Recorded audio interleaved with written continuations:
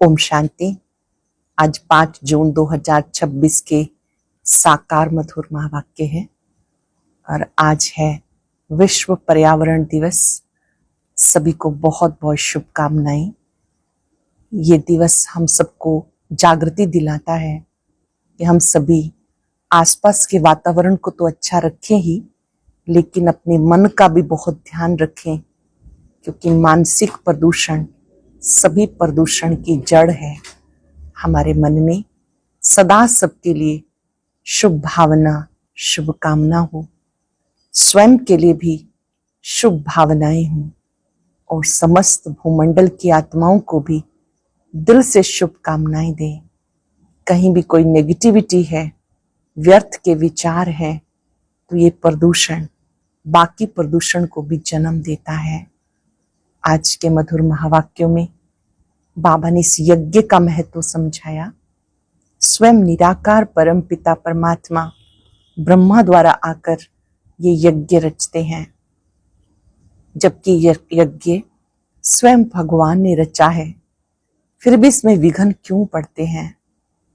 भगवान सर्वसमर्थ है, फिर भी विघ्न पड़ने का कारण क्या है? क्योंकि रावण भी बहुत शक्तिशाली है। शास्त्रों में भी गया हुआ है, विघ्न पड़े तभी हम योग तपस्या के द्वारा निर्विघ्न बन सकते हैं। बाबा कहते ये तो होना ही है, आपको विघ्नों से घबराना नहीं, डरना नहीं। बाबा से बुद्धि योग लगा रहे तो आप विघ्नों में भी सदा मुस्कुराते रहेंगे। जो भी विघ्न है वो आपकी सोई हुई शक्तियों को जगाने के लिए आते हैं। बाबा ने याद दिलाया कि आपको ज्ञान योग में मजबूत बनना है। कोई भी नए प्रकार के बंधन नहीं बांधने, बल्कि बाबा से बुद्धि योग लगाकर शक्तिशाली बनना है। चेक करना है, मेरा बुद्धि योग कहीं यहाँ वहां तो नहीं भटकता, कहाँ बुद्धि जा रही है, उसको बाबा की याद से एकाग्र कर लेना है। साथ साथ बाबा ने कहा इस पुरानी दुनिया से बुद्धि योग हटा लो। पुरानी दुनिया विनाशी है, देह भी विनाशी है, तो इससे दिल नहीं लगानी, एक बाबा से दिल लगानी है। सुनते हैं बाबा के मधुर बोल। बाबा ने कहा मीठे बच्चे, बाप के साथ साथ तभी चल सकेंगे जब इस पुरानी दुनिया से बेहद का वैराग होगा। बाप के साथ साथ तभी चल सकेंगे जब इस पुरानी दुनिया से बेहद का वैराग होगा। क्वेश्चन है, भगवान समर्थ होते हुए भी उसके रचे हुए यज्ञ में विघ्न क्यों पड़ते हैं? क्योंकि रावण भगवान से भी तीखा है। जरूर जब उसका राज्य छीना जाएगा तो वो विघ्न डालेगा ही। शुरू से लेकर ड्रामानुसार इस यज्ञ में विघ्न पड़ते ही आए, पड़ने ही हैं। हम पतित दुनिया से पावन दुनिया में ट्रांसफर हो रहे हैं, तो जरूर पतित मनुष्य विघ्न डालेंगे। हम पतित दुनिया से पावन दुनिया में ट्रांसफर हो रहे हैं, तो जरूर पतित मनुष्य विघ्न डालेंगे। गीता दूर के मुसाफिर। ओम शांति। मीठे मीठे रूहानी बच्चों ने गीत की लाइन सुनी। जैसे वेद शास्त्र आदि भक्ति मार्ग का रास्ता बताते, वैसे गीत भी थोड़ा रास्ता बताते हैं। वो तो कुछ समझते नहीं। शास्त्रों की कथाएं आदि सुनना वो जैसे है कन्न रस। अब बच्चे जानते हैं दूर देश का मुसाफिर किसको कहा जाता है। आत्मा जानती हम भी दूर के मुसाफिर हैं। हमारा घर शांति धाम है। मनुष्य इन बातों को नहीं समझे तो गोया कुछ नहीं समझे। बाप को न जानने से सृष्टि चक्र को कोई नहीं जानते। ये आत्मा समझती है कि शिव बाबा कहते हैं मैं टेम्परेरी जीवात्मा बनता हूं, तुम स्थायी जीवात्मा हो। मैं सिर्फ संगम पर ही टेम्परेरी जीवात्मा हूं, सो भी तुम्हारे माफिक नहीं बनता। मैं इस जीव में प्रवेश करता हूं अपना परिचय देने के लिए, नहीं तो तुम्हें परिचय कैसे मिले? बाबा ने समझाया रूहानी बाप एक ही है, जिसको शिव बाबा अथवा भगवान कहते हैं। दूसरा कोई नहीं जानते। इसमें पवित्रता का भी बंधन है, बड़े ते बड़ा बंधन है अपने को आत्मा समझना। जिस दूर के मुसाफिर पतित पावन को भक्ति मार्ग में याद करते हैं, वह रूहानी बाप समझाते, मैं सबको ले चलूंगा, किसी को भी छोड़ कर नहीं जाऊंगा, वापिस तो सबको जाना है, प्रलय भी नहीं होनी है, भारत खंड तो रहता ही है, भारत खंड का कभी भी विनाश नहीं होता। सतयुग आदि में सिर्फ भारत खंड ही रहता है। कल्प के संगम पर जब बाप आते हैं तो आदि सनातन देवी देवता धर्म स्थापन होता है। बाकी सब धर्म विनाश होने हैं, तुम भी आदि सनातन देवी देवता धर्म स्थापन करने में मदद कर रहे हो। तो गीत सुना, कहते बाबा हमें साथ ले चलो। बाबा कहते मेरे साथ में कोई चल ना सके जब तक पुरानी दुनिया से वैराग ना हो। नया मकान बनता तो पुराने से दिल टूट जाती है। तुम भी जानते हो ये पुरानी दुनिया खत्म होनी है, अब नई दुनिया में चलना है। जब तक सतो प्रधान नहीं बनेंगे तब तक सतो प्रधान देवी देवता बन नहीं सकेंगे। इसलिए बाबा बार बार समझाते, अपने को आत्मा समझ, बाप को याद करते रहो। बार बार अभ्यास करना है अपने को आत्मा समझने का। सदगति करने वाला दूर का मुसाफिर एक ही आया हुआ है, उनको दुनिया नहीं जानती। दूर का मुसाफिर एक ही आया हुआ, उसको दुनिया नहीं जानती।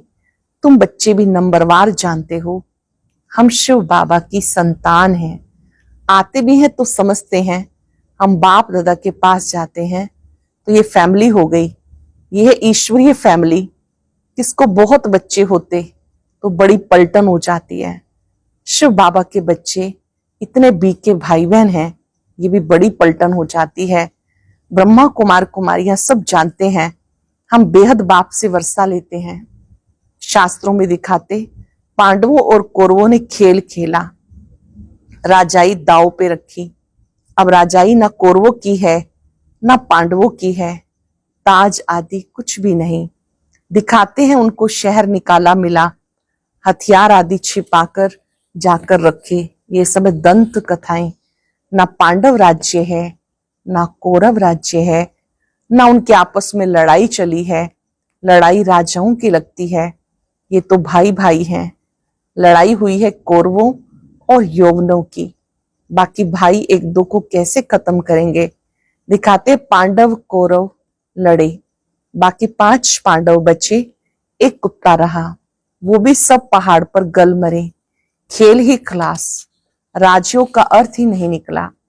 अब तुम बच्चे जानते हो, बाप कल्प कल्प आकर एक धर्म की स्थापना करते हैं। बुलाते पतित पावन बाबा आओ, आकर पतित से पावन बनाओ।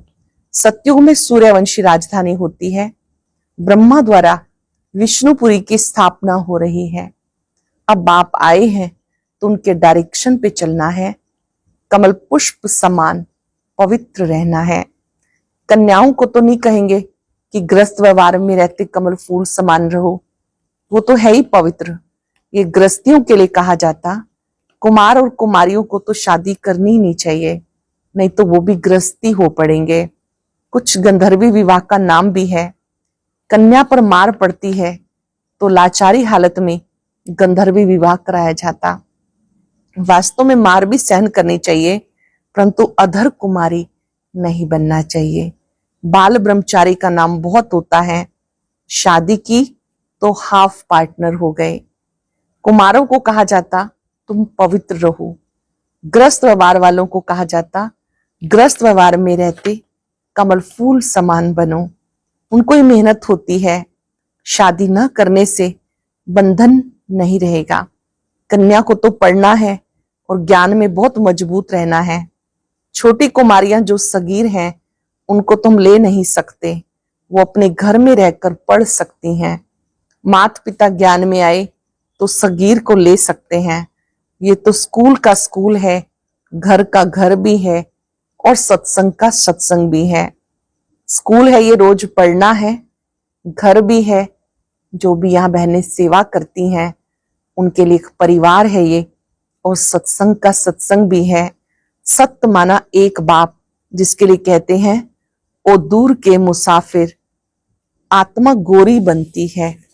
बाप कहते मैं मुसाफिर सदा गोरा रहता हूं, प्योरिटी में रहने वाला हूं। मैं आकर सब आत्माओं को पवित्र गोरा बनाता हूं, और तो कोई ऐसे मुसाफिर है नहीं। बाबा समझाते मैं आया हूं रावण राज्य में, ये शरीर भी पराया है। तुम्हारी आत्मा कहेगी ये हमारा शरीर है। बाबा कहेंगे ये हमारा शरीर नहीं, ये इनका शरीर है। ये पतित शरीर हमारा नहीं। आते ही हैं इनके बहुत जन्मों के अंत में। जो नंबर 1 पावन था वो आकर लास्ट अंत में विकारी बनते। पहला नंबर 16 कला संपूर्ण था, अब कोई कला नहीं रही है। पतित तो सब हैं ही। तो बाप दूर देश का मुसाफिर हुआ, तुम आत्माएं भी मुसाफिर हो, यहां कर पार्ट बचाती हो। इस सृष्टि चक्र को कोई नहीं जानते, भले कोई कितना शास्त्र आदि पढ़ा हो, परंतु ये ज्ञान कोई दे नहीं सकता। बाबा समझाते मैं इस तन में प्रवेश कर इन आत्माओं को ज्ञान देता हूं। वह तो मनुष्य को शास्त्रों का ज्ञान देते, वो हो गई भगत। सदगति दाता एक ही है, वही ज्ञान सागर है। उनको ना जानने के कारण देह अभिमान आ जाता। वह कोई ये तो समझते नहीं कि अपने को आत्मा निश्चय करो, आत्मा पड़ती है, ये कोई समझते नहीं, क्योंकि देह अभिमान है। अब दूर का मुसाफिर शिव बाबा को कहेंगे तुम जानते हो हम 84 का चक्र लगा चुके हैं। बाप कहते 5 वर्ष पहले भी समझाया था, बच्चे तुम अपने जन्मों को नहीं जानते हो, मैं जानता हूं। गीता में आटे में लूण मिसल कुछ है, वही गीता एपिसोड, वही महाभारत की लड़ाई, वही मन मनाभव मध्याजी भव का ज्ञान है। माम एकम याद करो, लड़ाई भी बरोबर लगी है। पांडवों की विजय हुई, विजय माला विष्णु की गाई जाती है। शास्त्रों में दिखाया पांडव गल मरे, फिर माला कहां से बनी। अब तुम समझते हो हम विष्णु की माला बनने यहां आए हैं। ऊपर में है पतित पावन बाप, उनका मददगार बनना चाहिए। माला में ऊपर फूल होता है, बाकी सब विजयी रतन। पहले फूल, फिर जुड़वा दाना, जिसको मेरू कहते हैं। तो बाबा कहते सबसे पहले ऊपर शिव बाबा का यादगार है। भक्ति मार्ग में यादगार गाया जाता, कोई 8 की माला, कोई 108 की माला, कोई 16,108 की बनाई। गाते चढ़ती कला तेरे भाने सर्व का भला। अब तुम जानते हो हमारी चढ़ती कला है, हम चले जाएंगे अपने सुखधाम। फिर वहां से हम नीचे कैसे उतरते हैं, 84 जन्म कैसे लेते हैं, ये सारा ज्ञान तुम्हारी बुद्धि में है। ये ज्ञान भूलना नहीं चाहिए। हमारे सब दुख दूर करने, श्राप मिटाकर सुख का वर्षा देने बाबा आए हैं। रावण के श्राप से सबको दुख होता है, तो अब बाप को वर्षे को याद करना है। बाप को याद करना है, वर्षे को याद करना है। जानते हो सूर्यवंशियों ने भारत में राज्य किया, भारत में ही शिव बाबा आते हैं, भारत ही स्वर्ग था। ये घड़ी घड़ी बुद्धि में याद करना है। जिसने 84 का चक्र नहीं लगाया होगा वो ना धारणा करेंगे ना कराएंगे। उसके लिए समझा जाएगा इसने 84 जन्म नहीं लिए, ये देरी से आते हैं, स्वर्ग में नहीं आते। पहले पहले जाना तो अच्छा है ना। नए मकान में पहले खुद रहते हैं, फिर किराए पे चढ़ाते हैं, तो वो फिर सेकंड हैंड हुआ। सत्युग है नई दुनिया, त्रेता सेकंड हैंड कहेंगे। तो बुद्धि में आता हम स्वर्ग नई दुनिया में जाएं। पुरुषार्थ करना है, प्रजा भी बनती जाएगी। तुम्हें मालूम पड़ता जाएगा माला में कौन कौन पिरो सकते हैं। अगर किसको सीधा कहा जाए तुम नहीं आएंगे तो हार्ट फेल हो जाए, इसलिए कहा जाता पुरुषार्थ करो, अपनी जांच करो, हमारा बुद्धियोग कहीं भटकता तो नहीं। तुम्हारा शिव बाबा से कितना लव होता है, कितना लव होता जाता है, चेक करना है। मेरा बाबा से प्यार कितना है। कहते हैं हम बाप दादा के पास जाते हैं, शिव बाबा से दादा द्वारा वर्षा लेने जाते हैं। ऐसे बाप के पास कई बार जाएं, परंतु ग्रस्त व्यवहार भी संभालना है। भले बहुत धनवान है, परंतु इतनी फुर्सत नहीं, पूरा निश्चय नहीं, तो मास 2 मास के बाद आकर रिफ्रेश हो सकते हैं। उनको घड़ी घड़ी कशिश होगी। सुई पर जंग चढ़ी हुई होती है तो चुंबक इतना खींचता नहीं। जिनका पूरा योग होगा उनको झट कशिश होगी, वो भाग करके आएंगे। जिनका योग पूरा होगा तो वो भाग करके आएंगे। जितनी कट उतरती जाएगी उतनी कशिश हो गई। हम चुंबक से मिले, गीत है चाहे मारो चाहे कुछ भी करो, हम दर से कभी भी नहीं निकलेंगे। परंतु अवस्था पिछाड़ी में होगी, कट निकली हुई होगी तो वो अवस्था होगी। बाबा कहते हे आत्माएं, मन मना भव, रहो भले घर गृहस्थ में, ऐसे नहीं कि यहां भाग कर आकर बैठ जाना है। सागर के पास बादलों को आना है रिफ्रेश होने के लिए, फिर सर्विस पे जाना है। बंधन जब खलास हो तो सर्विस पे जा सके। माँ बाप को, अपने बच्चों को संभालना है, बाप की याद में रहना है, पवित्र रहना है। बाबा ने समझाया अनेक प्रकार के विघ्न ज्ञान यज्ञ में पड़ते हैं। कहते हैं ईश्वर तो समर्थ है, फिर विघ्न क्यों? मनुष्य को पता ही नहीं, रावण भगवान से भी तीखा है। उनकी राजाई छीनी जाती तो अनेक प्रकार के विघ्न पड़ते रहते। ड्रामा प्लान अनुसार फिर भी विघ्न पड़ेंगे। शुरुआत से लेके पतितों के विघ्न पड़ते हैं। शास्त्रों में लिख दिया, श्री कृष्ण को 16,108 पटरानियां थी, सर्प ने डसा, राम की सीता चुराई गई। अब रावण स्वर्ग में कहां से आई? ये बातें तो समझने की है। वास्तव में आत्मा रूपी सीता 5 विकारों की वशीभूत हो जाती है तो कहते राम की सीता चोरी हो गई। विकारों ने डसा, सर्प ने डसा, अर्थात विकारों ने डसा। बाबा ने कहा सोचते हैं वहां विकार के बिना संतान कैसे होगी। उनको पता ही नहीं, जो वर्षा लेने वाले होंगे वो आकर समझेंगे। तो इस ज्ञान यज्ञ में असुरों के विघ्न पड़ते हैं। पतित को असुर कहा जाता है ही रावण संप्रदाय। अब तुम संगम पर हो, रावण राज्य से किनारा कर लिया, फिर भी कुछ तो प्रभाव आ जाता है। बाबा कहते कि ये बेशक किनारा कर लिया, कुछ ना कुछ प्रभाव आ जाता है। ये बुद्धि में ज्ञान है कि हम जा रहे हैं, बैठे तो यहां ही हैं। बुद्धि में ज्ञान है, बैठे यहां हो, परंतु उनसे जैसे तुम्हें वैराग है।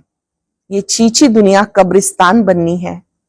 भिन्न भिन्न पॉइंट से समझाया जाता, वास्तव में है एक ही पॉइंट, मन मना भव। कितनों की चिट्ठियां आती, बाबा हम बांधेली हैं, एक द्रौपदी तो नहीं, हजारों हो जाएंगी। अब तुम पति दुनिया से पावन दुनिया में ट्रांसफर हो रहे हो। जो कल्प पहले फूल बने होंगे वो ही निकलेंगे। गार्डन ऑफ अल्लाह की यहाँ स्थापना होगी। कोई कोई तो ऐसे अच्छे अच्छे फूल होते जो देखने से ही आराम आ जाता। नाम ही है किंग ऑफ फ्लावर्स। कोई कोई फूल इतने अच्छे होते देख के भी आराम मिलता है। 5 रोज से रखा हो तो भी खिला रहेगा, खुशबू फैलती रहेगी।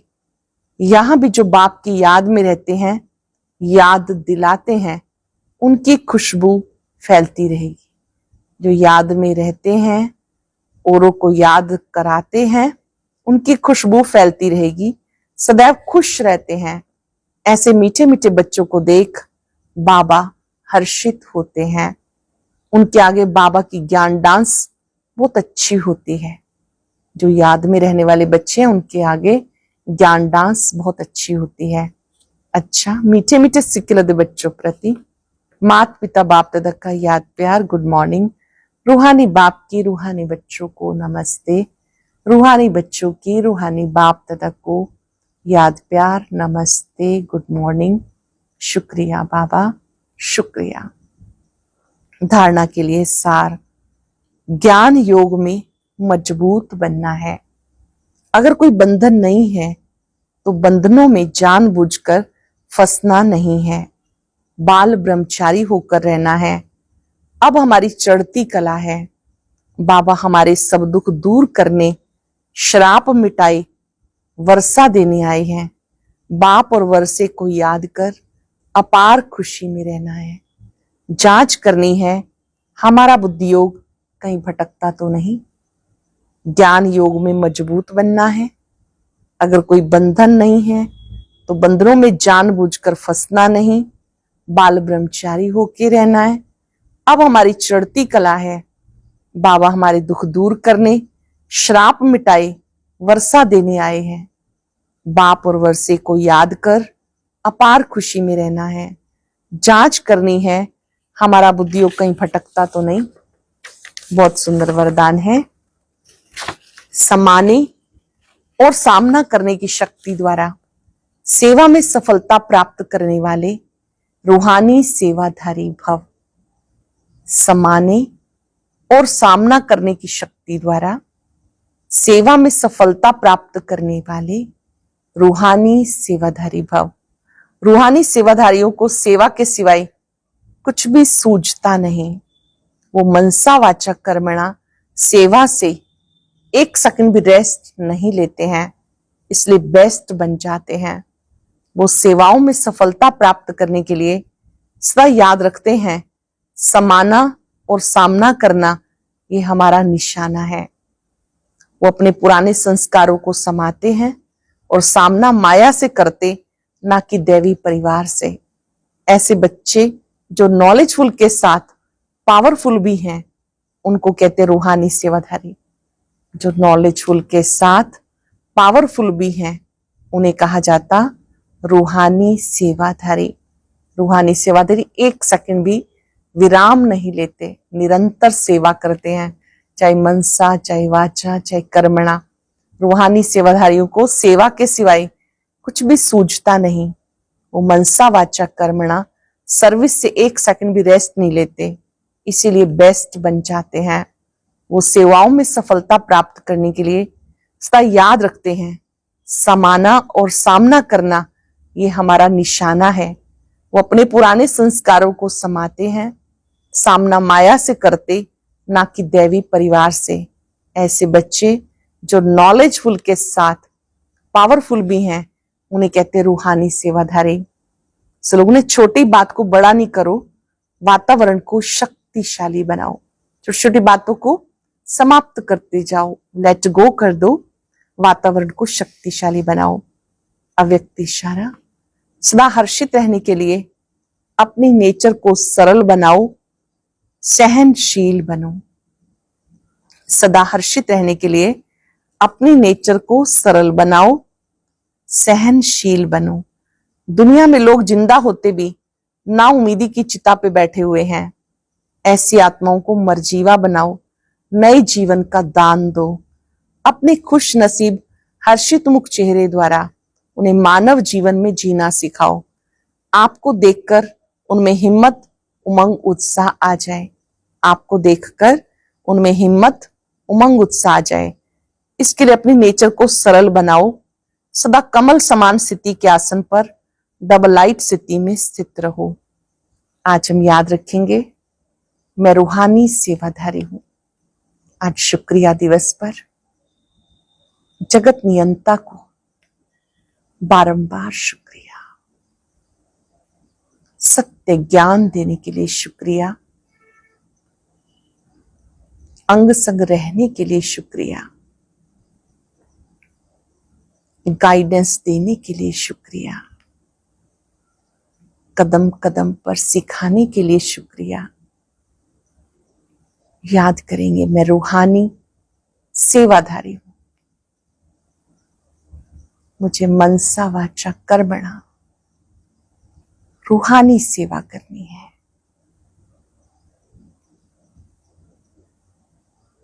बाबा से शक्ति लेकर सबको देते जाए। परमात्मा शक्तियां मुझ में समा रही है।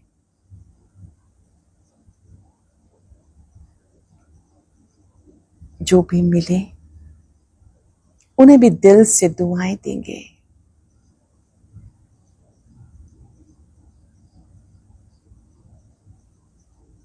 शुक्रिया बाबा, बेहद का शुक्रिया, दिल से शुक्रिया। ओम शांति शांति शांति। आज का अव्यक्त ज्ञान मोती सुनने के लिए ऊपर दिए गए बॉक्स पर क्लिक करें। अगर बॉक्स दिखाई नहीं दे रहा है तो ऊपर जो कॉर्नर में शो लिखा हुआ है उस पर क्लिक करें।